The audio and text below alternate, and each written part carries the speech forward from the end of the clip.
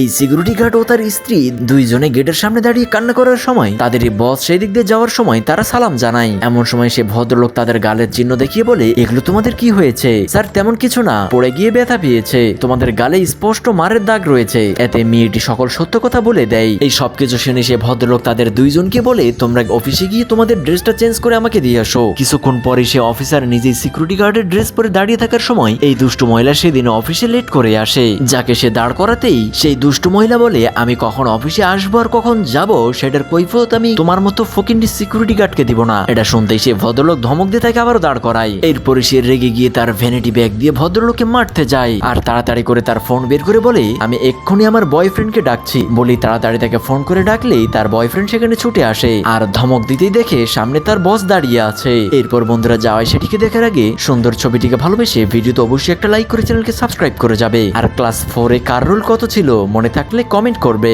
এরপরে ওই দুষ্টু মেয়ের বয়ফ্রেন্ড তার বসকে চিনতে পেরে তার কাছে ভুল স্বীকার করলেই সে তাকে ধমক দিতেই বলে, আমি এই মেয়েকে চিনি না। এরপরে সে ভদ্রলোক তাদের দুইজনকে চাকরি থেকে বহিষ্কার করে